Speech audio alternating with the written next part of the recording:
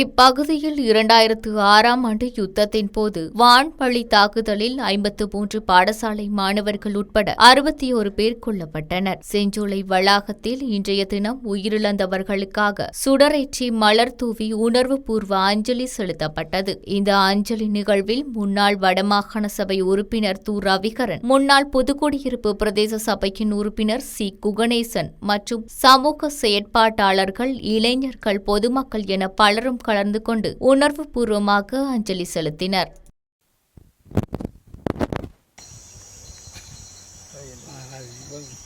தங்களுடைய மிலேச்சத்தனமான தாக்குதலை தொடுத்த நினைவு நாளை நாங்கள் இப்போது அனுஷ்டித்துக் கொண்டிருக்கின்றோம். நிச்சயமாக ஸ்ரீலங்கா அரசு ஒரு வருடத்தில் நாங்கள் எடுத்துக்கொண்டால் அத்தனை நாட்களுமே நாங்கள் நினைவு கூறக்கூடிய நாட்களாகத்தான் இருக்கின்றது.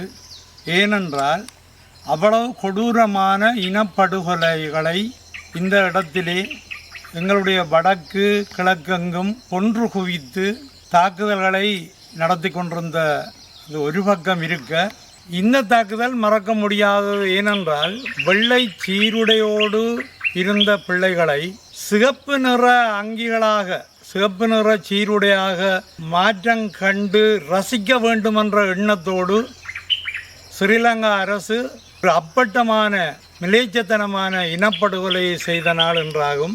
எங்களுடைய சந்ததிகளுக்கு இதை நாங்கள் கடத்தி செல்ல வேண்டும் என்ற நோக்கம் ஒரு புறம் இருக்க, மறக்க முடியாத இந்த நாளை நினைவு கூறும் முகமாகவே நாங்கள் இன்றும் ஒவ்வொரு வருடமும் வருகின்றோம்.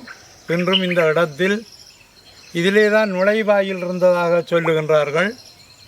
நுழைவாயிலும் இங்காலே அந்த கட்டிடங்கள் இருந்து இந்த பாடசாலை பிள்ளைகள் தங்களுடைய நடவடிக்கைகளை செய்து கொண்டிருந்த நேரம், கல்வி நடவடிக்கைகளை செய்து கொண்டிருந்த நேரம் இப்படியான ஒரு கோர தாக்குதலை நடத்தி தங்களை ஒரு இனவாத அரசு, கொடூரமான அரசு, கொடுமையான அரசு என்று காட்டிக்கொண்ட ஸ்ரீலங்கா அரசின் நடவடிக்கைகளை கண்டித்து இந்த நினைவுகூறலை நாங்கள் செய்கின்றோம்.